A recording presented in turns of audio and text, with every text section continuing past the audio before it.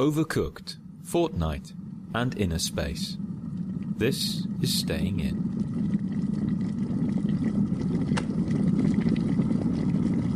Guys, I need your help. Well, clearly. You've come to the right place, Sam. Life is not good in the Turner household at the moment. Well, it is good. It's great. We're planning a wedding and it's brilliant. Hopefully, I'll give you a quick update. Hopefully, band and photographer should be sorted quite soon, we think. It's so rare to find one person that does both jobs. And what's strange, Kris, is that all the songs they play are only to do with photography as well. So all they sing are Girls on Film, Flash. Video Killed the Radio Star, that other one about photography that I can't remember at the top of my mind. But like, it just takes a break in a song, takes a snap, and that's it. Consummate professional. Awesome, that's fantastic, Sam. So you're well on your way. The wedding's pretty much done now, isn't it? I mean, pretty much, yeah. There's still like so that's food, venue, band, and photographer done, which are kind of like the four big things that you've got to do at least a year before your date, because those are the things that get booked up, like the popular stuff. They'll be booked up like a year in advance for stuff. So we're kind of getting on it now, which is great. But no, that is not what I need help with. Right. Okay. So for Christmas this year, I was blessed. Hashtag blessed. Whether it was the favour of the baby Jesus, whether it was some pagan god who loved me, or whatever the reason, Yeah. I was gifted a Nintendo Switch. And life has not been the same since.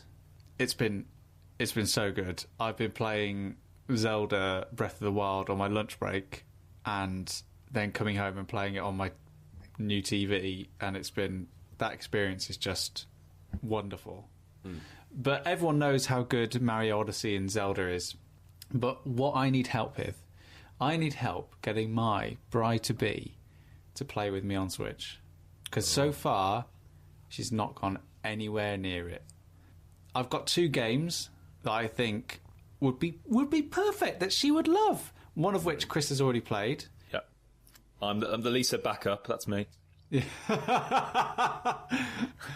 So I've got Snipperclips, which was, I think it was like a launch title for the Switch. And it's essentially a game where you each play a piece of paper, and each piece of paper can take a piece out of the other piece of paper. They can essentially cut shapes out of each other using their own shape. So there's puzzles to escape the room where you need to, like, someone needs to catch a ball in their shape, so the other person needs to cut a bit out of the other person that creates like a divot in their body, so they've got a vestibule for the ball that lands. Does that make sense? Yeah, that makes sense. Yeah, and you solve puzzles by basically taking chunks out of each other. So I think she would love that. And then I also think that she would love the game that Kris and I have been playing in between bouts of Arkham Horror: The Dunwich Legacy, which is so good, so much fun, which is Overcooked. And this is a game that, unlike Snipperclips, is available on PS4, PC, probably the Xbox, but no one plays that anymore. And it is so much fun. It's brilliant. Have you played it, Pete? Yeah, we've got it at home, and I bought Alex a T-shirt based around the Overcooked onion. Oh, with the moustache? With a little curly moustache, and he's like a chef or something. Yeah, it's really hectic. That's what I sort of like it for that, and also at the same time don't want to play it because of it. I get really stressed out because you have to. If I'm remembering right, you have to basically you have to cook recipes, but you can only do one action at a time, and all the ingredients are in different parts of the kitchen, right? Yeah, it's very similar to, in sort of the theme of it. Well, not the theme, but the essence of it is very similar to Lovers in a Dangerous Space Time that we played last year when we were around mine. So it's like people have got a job to do, but the way that the environment is set up is it makes someone having one job to do very difficult to achieve. So whatever plans you have in place will suddenly get swept away because of how the levels are designed. So say, for example, there's one which is on a pirate ship. And Kris and I were starting there. We were making burgers. Chris's job was to hand me the ingredients. I was chopping them. I was cooking them. Kris was taking them to the pass and cleaning the plates. Simple. A well-oiled machine. We were doing really well until everything in the kitchen moved to one side as a ship listed on the ocean. So suddenly, Kris was on the wrong side of the kitchen and was trapped and couldn't get out. And I was holding an onion in the middle of the ship with nowhere to put it. And that was absolutely... There's another level where there's an earthquake every sort of 30 seconds and the kitchen divides, and if you're not on the right side of the kitchen where the cookers are, things will just start to burn and set on fire. There's another great one where the kitchen's divided over 2 travelling lorries that come together and separate at different parts. Yeah. So we smashed that one though, because Kris was in charge of just chopping, and every time the lorries came together, Kris would just literally just throw veg onto the floor, and I was there making burgers and cooking them up, and just picking veg off the floor and putting them in burgers. The world's most unhygienic kitchen. But yes, so those are the 2 games. So I need your advice, because Lisa's great. We play. We play board games all the time. Patchwork. We recently got. We're borrowing Jaipur off Kris, which is brilliant. And so we play loads of games, board games, all the time. But getting Lisa in the mindset to play a video game is a completely different proposition. I don't know why that is. It's really odd to me. Is it because we are super used to the mechanical complexity of making our hands work with an input device? Because she's not super into games, right? No. Video games. So I've been thinking about this a lot. If you think about it... just walking down the street. No, why don't our partners have bigger hands? No, but I think about it in terms of how the average person actually views games, because we are the minority in the amount of video games we play, and in fact the video games we've heard of, right? Most people who don't really have any interest in games, just have a passing interest. They might have an Xbox or a PlayStation or something. They're like Call of Duty every year, FIFA every year, see you next year. When you actually think about what you're doing with a controller, it's like every single game is a remote controlled aeroplane, right? If you think about all the remote controlled aeroplane gubbins that you have, those controllers with all the whirling buttons and knobs and dials and all the stuff that you have to do to make it not crash into the ground. If I was handed that, I'd be a little bit worried about it. And if you then look at what's on a controller, there's 16 buttons.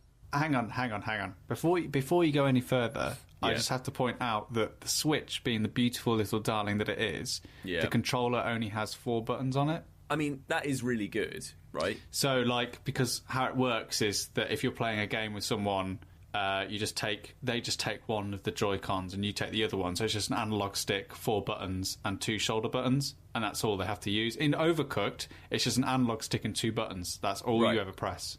Yeah.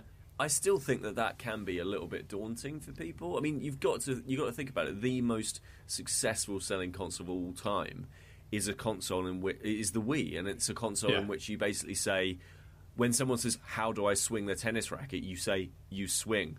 It's. I do think we underestimate the complexity of stuff, and also, by the way, and I didn't think this, but I've been around people before where I've handed them a console controller, and they've literally said, "I can't break it, can I?" And what they mean is the software. What a preposterous idea that you could run around in a digital space, and somehow break the software in some way. But yeah, I think that maybe that's it. Maybe there's a little bit of fear in people of just not just wanting to jump in, and also just the complexity of those things. If you've got Snipperclips though, and Overcooked, I reckon that's the best place to start. I mean, they're so straightforward in terms of input. Mind you, Overcooked is a bit ghastly, isn't it? At times, it does get a bit stressful. Yes. How many people have you played it with? I've played it with 3 before in total. And with 4. Does it scale up? I don't think it changes... Oh, sorry, I think it changes the point total that you need to get and to successfully clear the mission. But also, it does scale up in terms of difficulty naturally, because there's, like, more people to get under your feet. I mean, perhaps, Sam, an angle would be something thematic. Maybe, knowing Lisa Mart, maybe the subject matter just isn't dark enough. Yeah, that's true.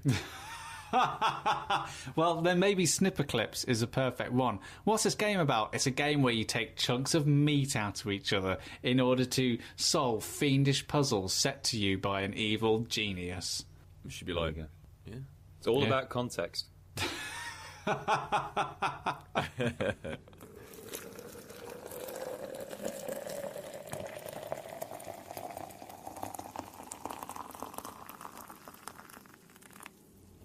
I know that you weren't able to join us yesterday, Sam, for hot video game action, but Kris and I, and Dan, the lovely Dan, who's not on the recording today, played Fortnite, and it was on our PlayStations where we played Fortnite.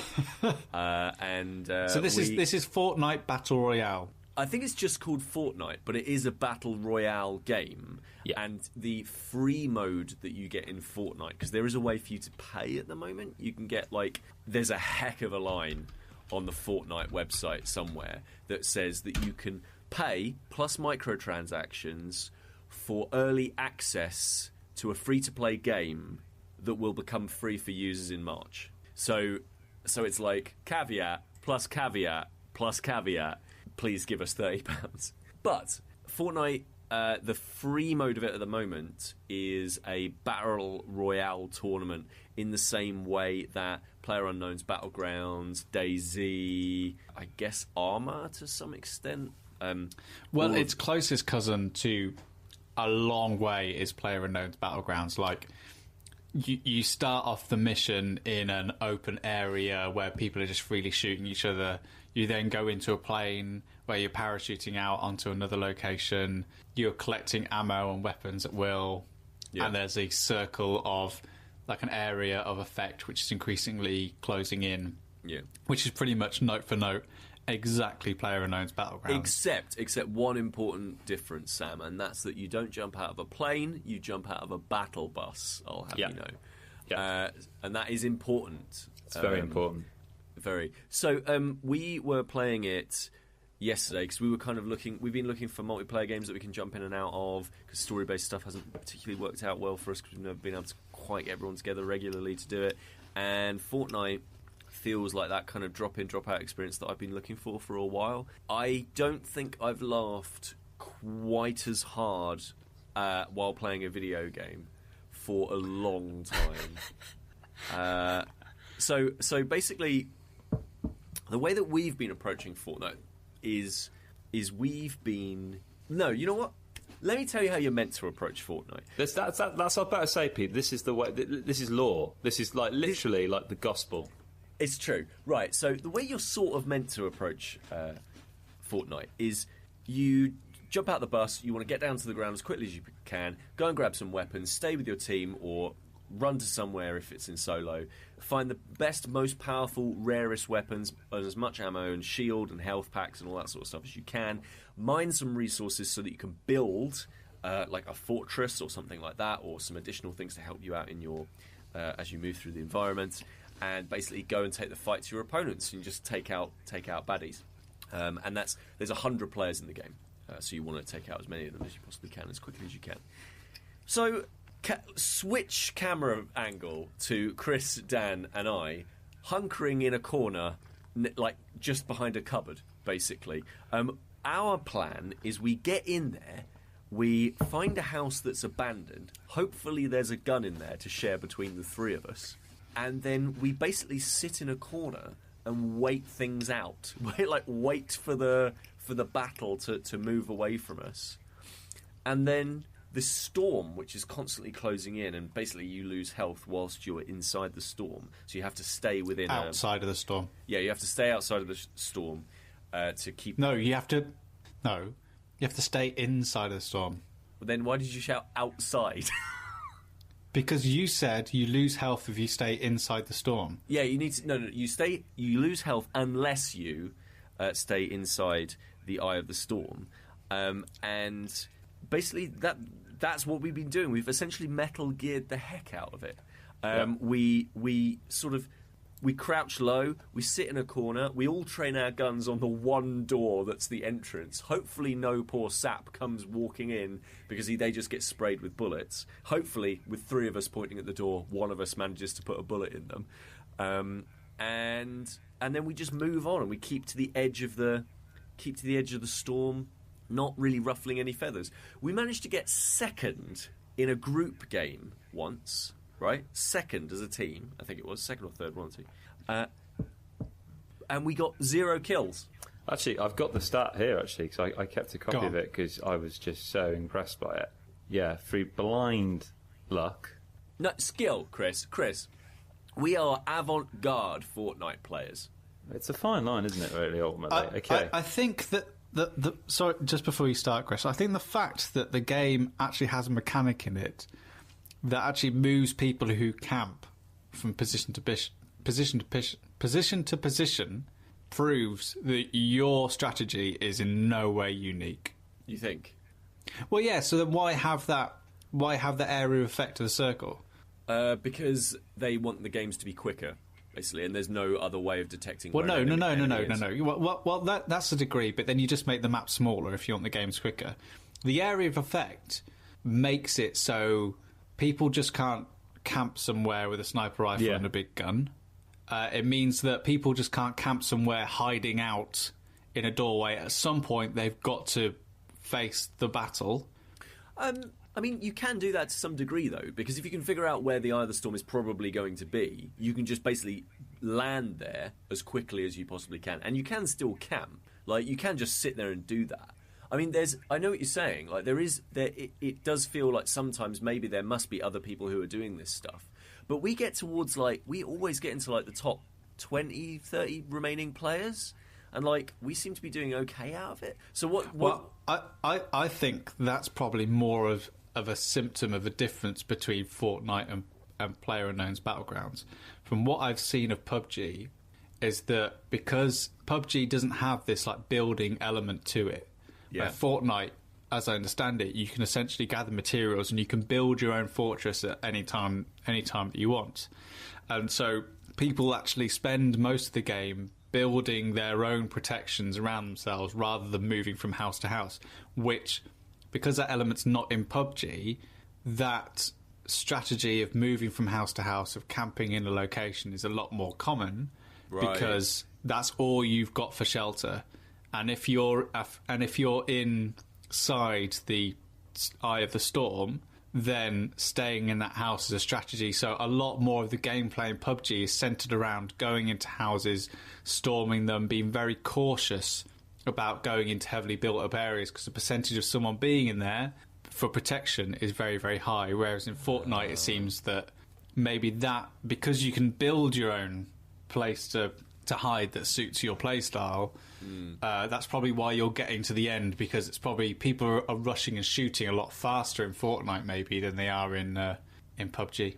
Okay, so our results: kills 0. Yep. Assists great. 0.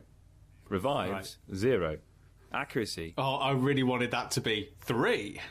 Hits 0. Headshots 0. Distance travelled 2.04 kilometres. Materials gathered 22. Materials used 0. Yeah. Damage taken 249. Damage to players 0. Damage to structures 250. How did you take damage? You came in third out of 100 players. But the thing I love, because this game came from my brother's recommendation, because he was just raving about it. He's been playing a lot with his friend, and he was just desperate for me to play it. He actually rang me up today to find out how he got on last night. And what was particularly interesting, he was saying, was that the company's really quite cool in the fact that they'll just throw random stuff into the mix almost on a weekly basis. And he was saying that, one of the pleasures when you're parachuting out of the plane is that if you make a beeline for a particular location, you've got time to make last-minute changes and glide in a different direction if you see that loads of people are going to that place. But my brother said that one week the company through in this thing called 50-50, where essentially what happens is, as you jump out of the plane, you don't see anyone other than your squad flying. It's only as soon as your feet hit the ground that you see the people around you, whether they're there or not. Oh, God. God. That must be a bloodbath. Literally, you can literally just land and just be in the middle of this gigantic, barbaric kind of fight. That sounds amazing. I mean, what I learnt a lot about this game was the kind of first-person shooter I am, or third-person, sorry, I should say. Because when I play with you guys, we've kind of found a harmony. We've each got our own particular traits or particular qualities, and we've kind of formed a squad. But I realised that when we were kind of matched up with other people, there's a particular instance where, I basically crouch everywhere. I'm a very slow and patient gamer. And there was this one bit, Sam, where I was pensively walking up to this hut, literally painfully, and you were the guy who watched me crawl all my way from Metal Gear Solid 4. And then I just got overtaken by one of our squad members who we didn't know, we were paired with, and by the time I got to it, he'd already gone in, stormed it, and came back out again, and handed me the gun. Kris, in a battle royale scenario, right, with an open environment, sometimes moving very slowly towards a target, providing possibly 99 other players a good opportunity to sit there and go, look at this idiot, let's take our time with this shot. Sometimes just storming in. I think with PlayerUnknown's Battlegrounds and Fortnite, quite often the approach is going in fast and loose can be quite good. Hunkering down as a team when you get shot, and being a unit when you're shot, that's crucial. But sometimes the best approach is just fast, because if you go into somewhere fast and sort of erratic, then that gives the other player a lot less opportunity to think about where you are and if they're going to shoot you. Yeah.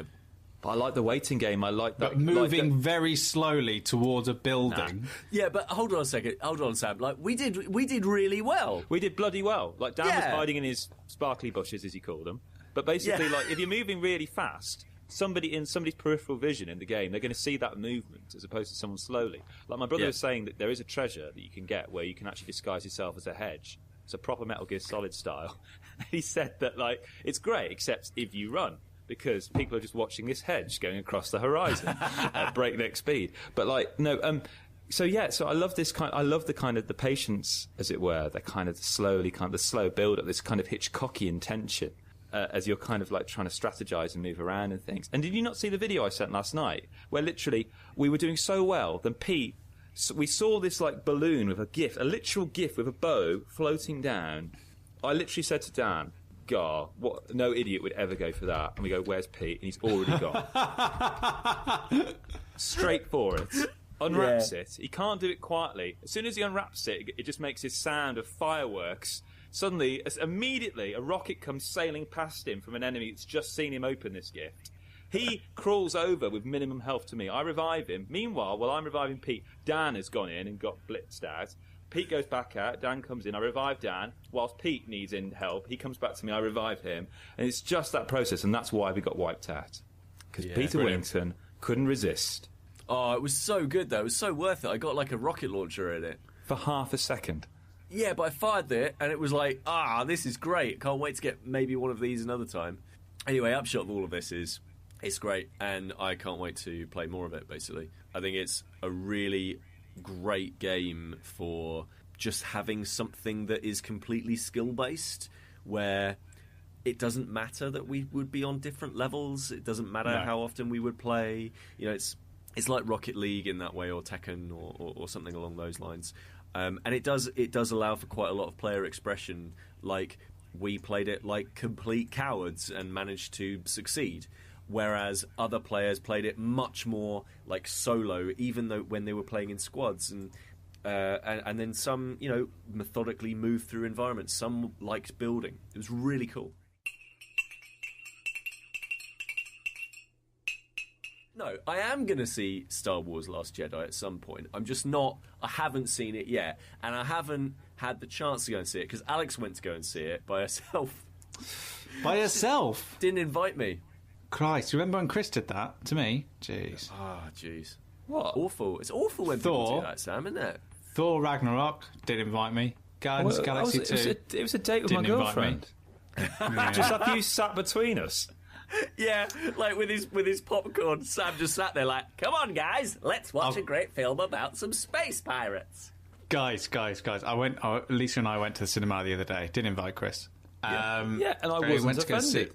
And we went to go and see Molly's game. Because we got a really nice present from my auntie for Christmas, my auntie and uncle, and it was like £20 Cineworld voucher, which is great. Nice. I think that's a great. If you don't know what to get someone for Christmas, cinema vouchers are really good because going to the cinema is super expensive. So knowing that you don't have to like shell out is a great night out. So we went to go see Molly's game, and we were buying snacks before we started. Yeah, good. And I've got a great grift going on with cinemas at the moment, where they don't advertise, right, the child size popcorn bags on the board, right? Yeah. So they don't actively talk about it because, right, you can get a child size popcorn for about £1.90, and for a normal person, aka me and you, Peter, like that will do you through the adverts, through the trailers, up until the start of the movie. Okay, and you're ready to go, right?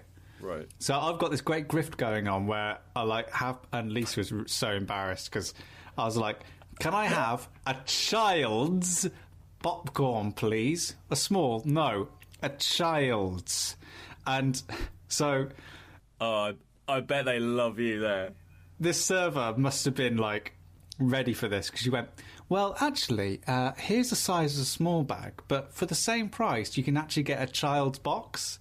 I was like, "Okay, what's in the child's box?" So there was Lisa with a Baskin and Robbins ice cream walking into Molly's game, which is an 18 film, I think. There are no kids in there, and I had myself a little carry-on lunchbox.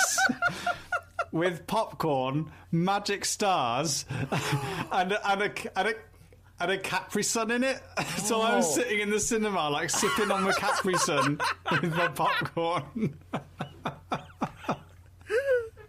Oh my god! And Lisa's just like sitting next to me, going, "What is this? Why are we getting married?" Wow, that is. I love the fact that like you did it like a grift, like when you're going to watch Molly's game. It's like Sam's game. It's basically just a whole film about it. Yeah, But I'll tell you what. Yeah, like that box was quite big. Yeah, and it was full of popcorn, like full.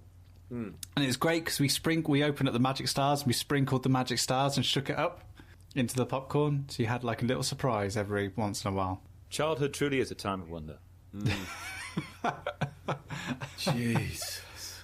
I did use the same grift when Kris and I went to go and see Star Wars: The Last Jedi. I've never gone to the cinema and been one of those people who've bought like those awful rollover hot dogs. Oh yeah. Or those like nacho trays. I've had nacho trays before, and they are as bad as you think.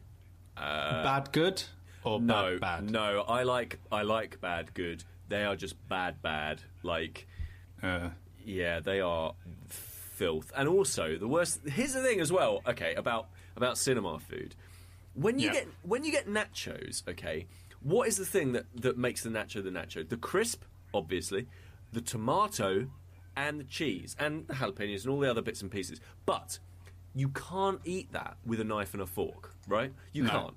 So you're sat there digging your hands into this tomatoey salsa mess, and you get like 5 minutes into it, and you've got tomato sauce all over your face, and you've got goop all over your hands, and you've eaten and stuff like that. And obviously the film's probably started by this point, and you're just covered in sticky sauce for the entirety of the movie, unless you get out and go to the bathroom and clean yourself up, in which case you've missed part of the film. Awful. Do you know nachos, right? Mm-hmm. They're like their own fork. I think you just blown so mind. Yeah, so I don't know how you're eating nachos, but the idea is you always have sauce at the end. Well, you don't want to waste it, do you? just tipping it down your gullet. Yeah. Just like something pretty heartbreaking on in the background. and just like Get a straw out. Yeah.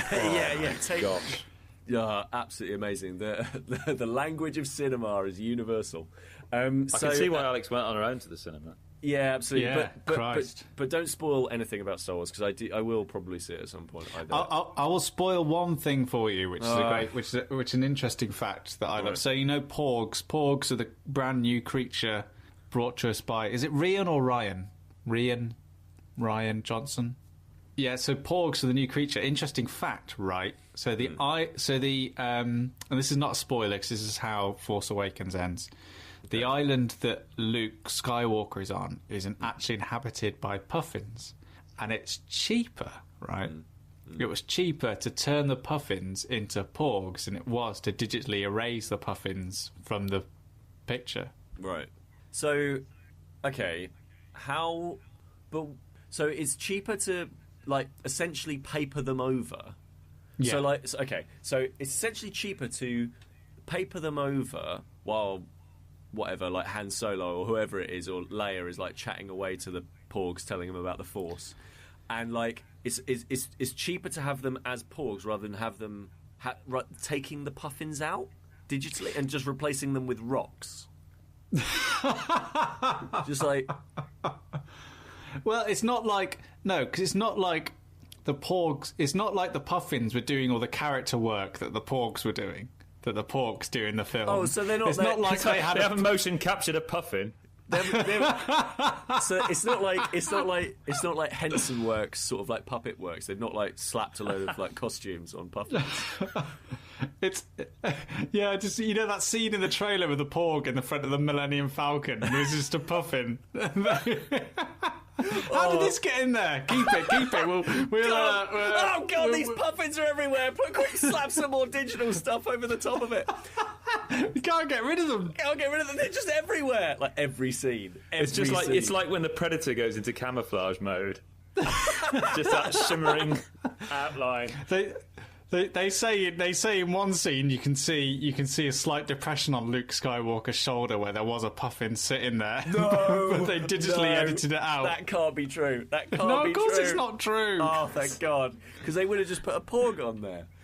Did they? So did they like mocap the puffins? Like no. Yeah, but did they mocap one of them? Because if you think about it, if you mocap one puffin, you can just replicate that across all the puffins. Then you got the Porgs proper. No, because they didn't put a puffin into Andy Serkis's workshop, and he's there as Ambassador Snoke or whatever he's called, and then there's a puffin next to him. I would love to see. Do you know what? I know lots of people are like, oh yeah, you know what? You really want to find the laser disc cut of Star Wars: A New Hope. I would love to see petition right now to get the original cut without Porgs, just puffins everywhere. It'd be Puffins amazing. in those ridiculous green suits. With like white balls just attached to them and their bills. It's like, like going up to the trailer to get some food with like Mark Hamill and Daisy Ridley. You know, some people don't think that this is a job, but what I said to Mark was, once you've played Leia, I just picture Andy Serkis spending 6 months just studying the puffins with them, becoming one with the puffins, like he did with the apes. Yeah, actually, what really happened was each of those puffins was played by Andy Serkis, not actual puffins. Every single one. Every single one. Oh, man.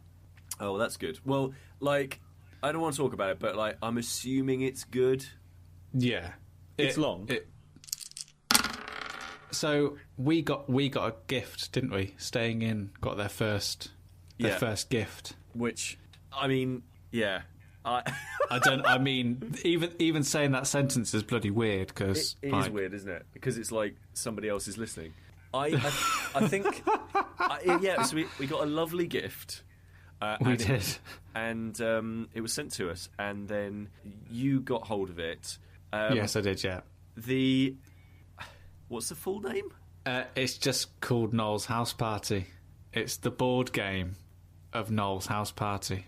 So okay, now being the person who looks after all of the like back end stats and stuff like that for the podcast, I can tell you that we do have listeners in like America and China and different places. So obviously everybody who is British knows exactly what Noel's house party is. But for them, it was. Go on. I literally don't know how to describe what Noel's house party was. It was just Noel Edmonds doing sort of sometimes having British celebrities on and shall we do the Wikipedia? Yeah, like I just remember it being in the 90s. Yeah. Noel's House Party was a BBC light entertainment series hosted by Noel Edmonds. Yeah. Set in a large house in a fictional village of Crinkly Bottom. Yes. Okay. So Crinkly Bottom, hilarious joke, not a real place. Let's continue. Yeah. So Noel's House Party was I'm trying to think of like a pan. What even happened in it? Like it was just a series of skits. Yeah, it was just like an entertainment show. So within Noel's House Party, there was lots of different elements. So there was the gotcha, which was basically almost like a you've been framed sort of Jackass style, but for Saturday night TV thing where Noel Edmonds would prank someone, like destroy their car, but it wasn't really their car. And they'd be all like, oh no, you destroyed my car. And then Noel Edmonds would be like, oh, here's a gotcha, and 10 grand, because it was the 90s and no one gave a shit. Yeah. You'd be sued for that. You would literally be taken to court for that now. Like, yeah, okay, so there was that. And there was things like Wait Till I Get You Home, which is basically where parents... the children were interviewed and asked questions about their parents. Yeah. So it's like, oh, wait till you get that home. One of my favourite things that I was always convinced that I was going to be on was NTV. So that was when they'd start the show, like Noel would come out and he'd be like, oh, let's go and check on our family this week. And there'd be a camera situated inside someone's house on top of their CRT TV. And then like it'd be like the typical sort of like Middle English Saturday night scene, like all with like tray tables on their laps and just like they're not aware that we're watching us. Box of Cadbury's roses that's the dog's got his head in. Yeah, that's he would like and later on in the show he would snap his fingers and like they'd suddenly be aware that they were on TV.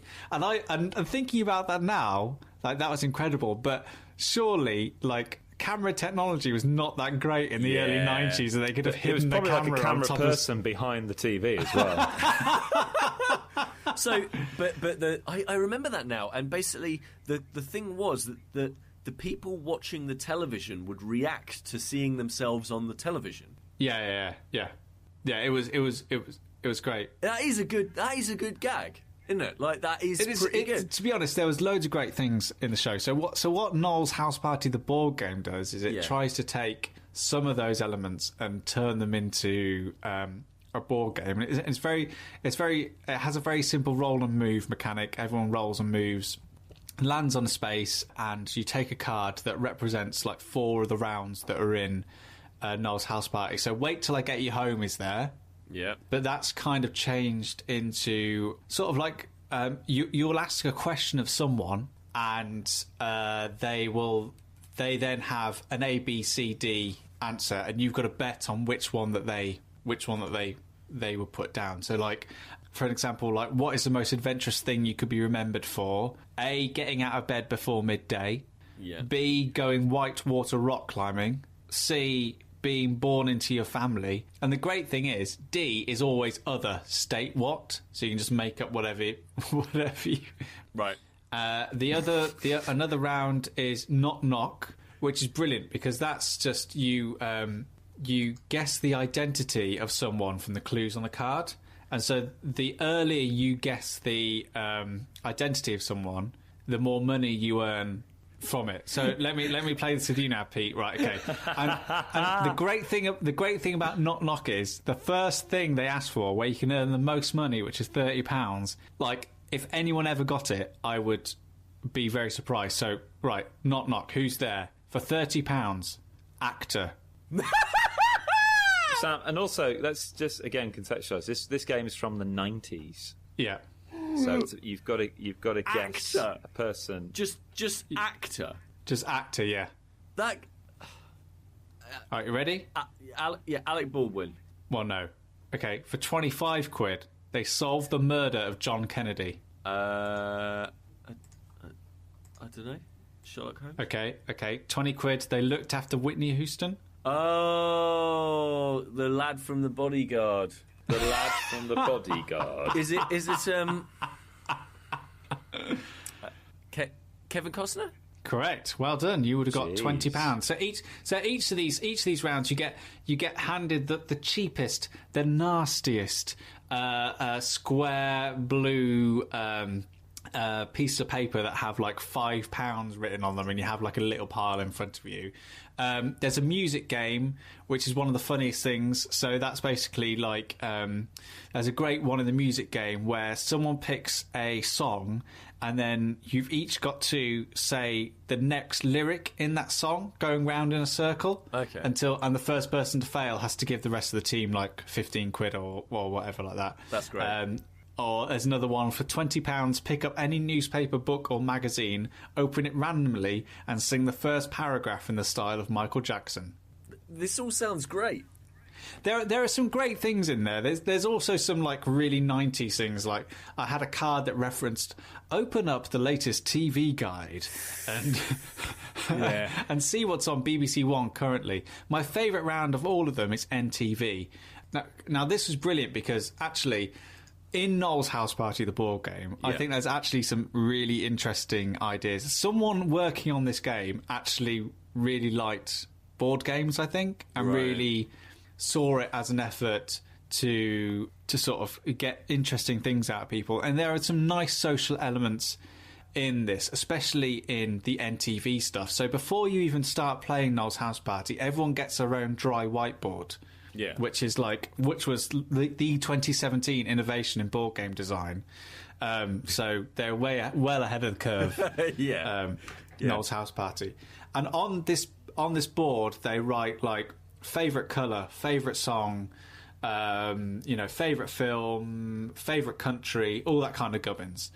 And they just fill it out and they keep that. So when they're playing NTV, NTV relates to stuff that you've put on there. So it's like, name 5 things that your country's famous for, or name 4 of the songs that your favourite band have written a song about. And I think stuff like that is really, really interesting. And it's there's also stuff on the NTV things where it'll be, if you don't laugh until it comes down to your next turn, then get 20 quid. Or mine was like, close your eyes for the rest of the turn and you'll get 20 quid. But because no one knows what you've read on that card, that's really interesting. Like when Kris and I played it, we were playing with a couple of other guys, and one of them just went from like laughing hilariously at this stupid idiotic game to just being in complete silence. And then we found out between the rest of us that he couldn't laugh, so suddenly like it was just the most hilarious situation. Like he just could not, and he lost a $5 every time he laughed,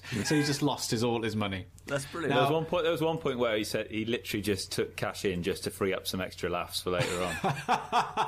It was just taking cash in and then But just didn't laughing. he also, Sam, because like at the beginning, as Sam says, you're given this pad with the choose the things down, and you write down comical ones to be ironic, until he picked up the NTV card which says you must spend the rest of the round talking in the language of your favourite country, and he'd written North Korea as his favourite country. Oh God, that's great. So all this goes along, and so you're just moving around the board, collecting money. The biggest omission in Noel's House Party that you probably already guessed is that Blobby does not appear. Mr. What? Blobby was a famous And infamous. character. He was a pink suited man. Literally a blob, but with legs and arms and yellow spots. And the only word he said was Blobby. Yeah, was just Blobby, Blobby, Blobby. He was so famous in Britain, right? There was a video game made of Mr. Blobby. And when video games were actually, like, on the up, right? Like, and not only that, there was a theme park. A Blobby theme park. Yeah, there's pictures from this Blobby theme park. He had a single as well. He had a single. Number one single. He was Mr. Blobby was. Proper rubbish television from the 90s. But yeah, he was massive. So why is he not in it? I'm disgusted. I just think in terms of how do you integrate stuff like Blobby? How do you integrate Blobby? Yeah. I mean, the supreme irony was that, do you know, the only reason Blobby was there was because on the Noel's house party set there were just a ton of puffins.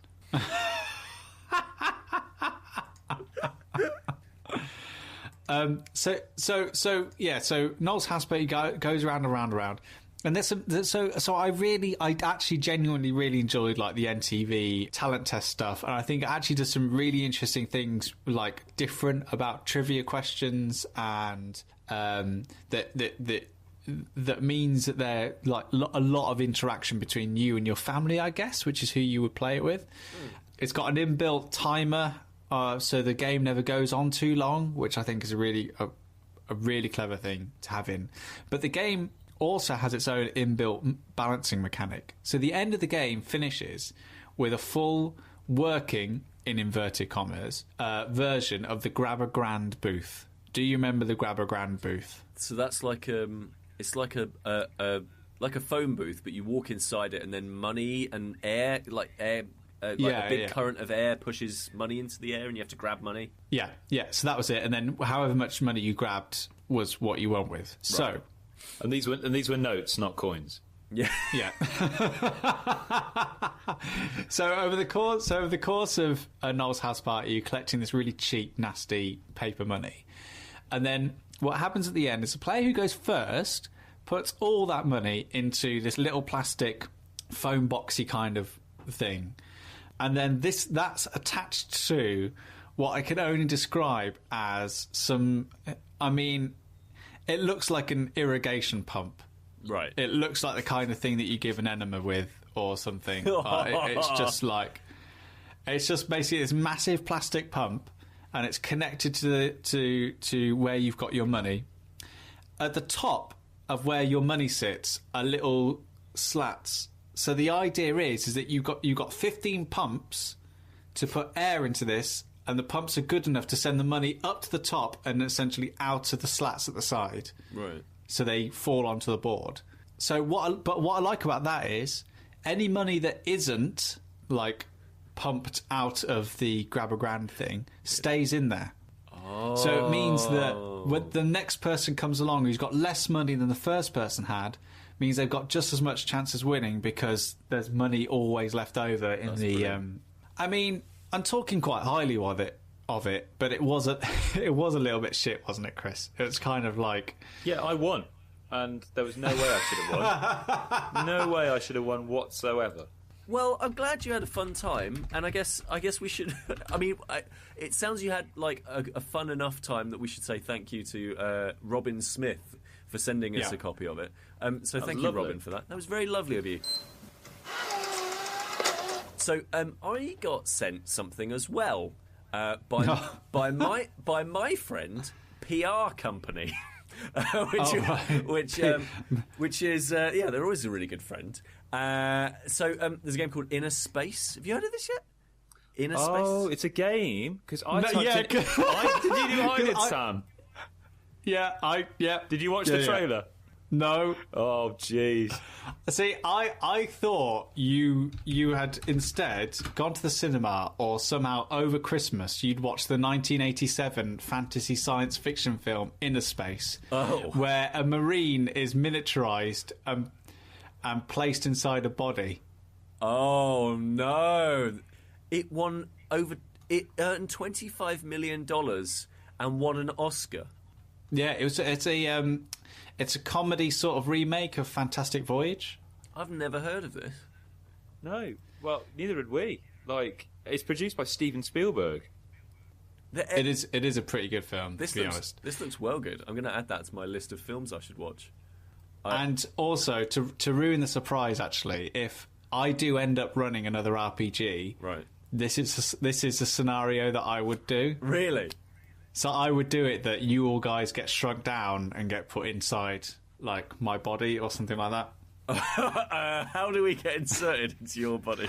That's the only thing I want to know. That's Depends on the I hope role. it's not a choose your own adventure story. Yeah, just like roll a d20. Like what? I've rolled. Oh One. no, One. I've rolled a 2. Yeah. Well, sadly, InnerSpace on Steam is not the adaptation of Steven Spielberg classic. Apparently, so this is Polynite Games, and it's this starting to be a bit of a buzz around InnerSpace. I've heard about it on the periphery and that kind of thing, and so it sort of caught my eye when I saw it come into the inbox, and so I tried it out, and so it's basically a flight simulator meets Journey. All right. Right. So it's got the mechanical complexity of something like a Sky Odyssey or not quite as Microsoft Flight Simulator or anything like that. But you remember Hawks back in the day? Yeah, like Hawks maybe. But there's no combat or anything like that.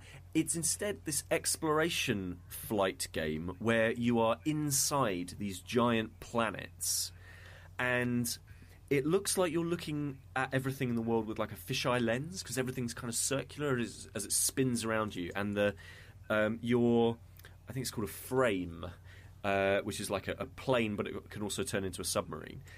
It's sort of, the camera stays almost rigidly focused on this thing as the rest of the space moves around you.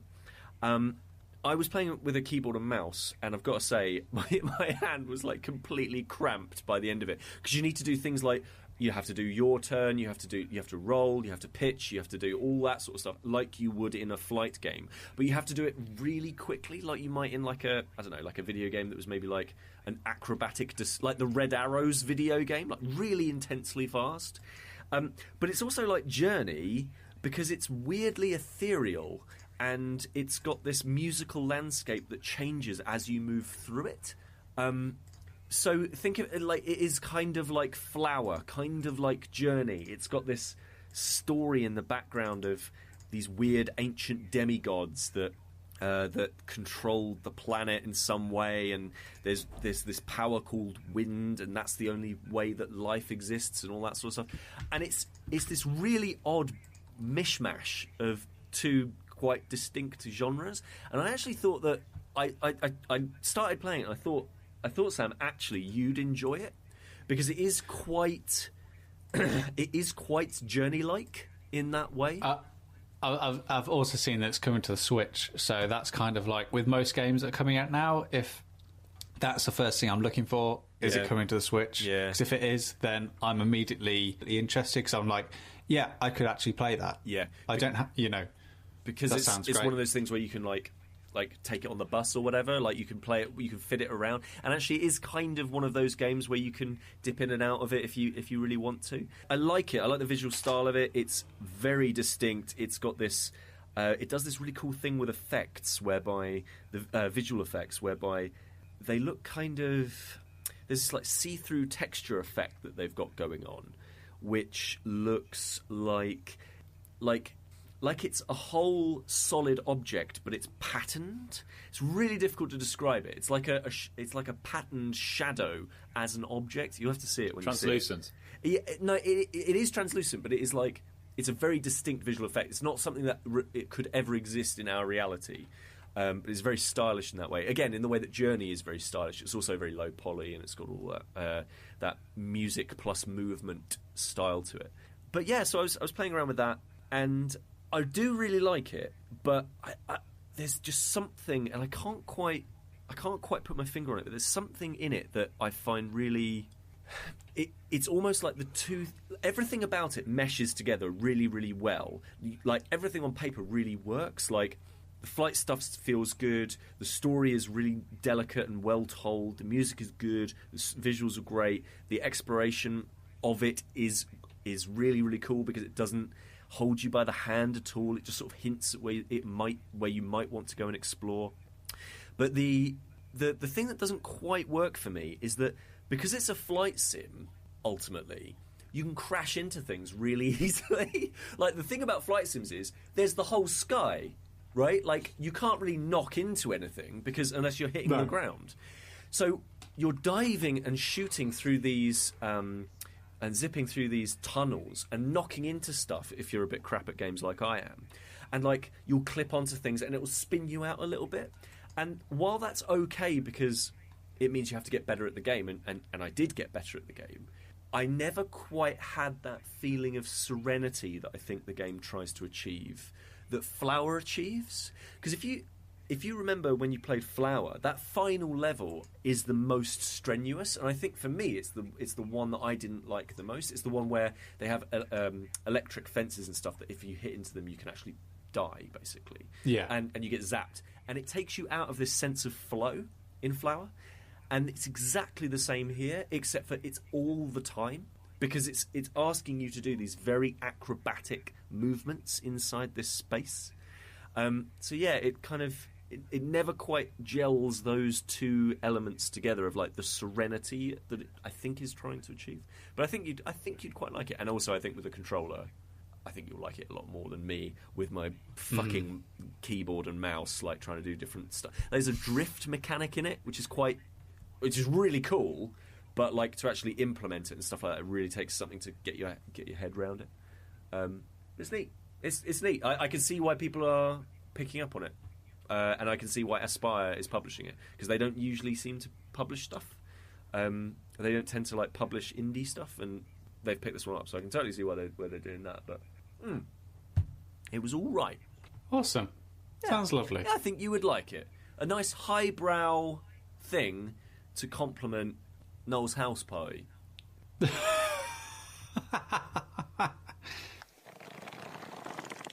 I'm a nice guy, and I've played Noel's house party about 3 times now, and I've had my fill of it. Yep. I know what it's doing. Yeah, it's very. But nice. I'd never get rid of it. No. So it's now in the loft. Yeah.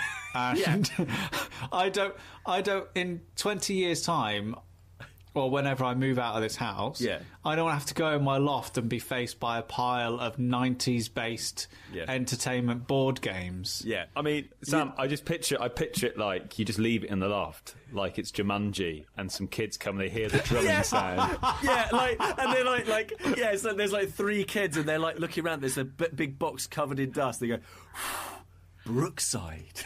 No, they roll the right combination, and Sam escapes the board game. He's been trapped in there for 20 years with Noel Edmonds. Yeah. Oh God.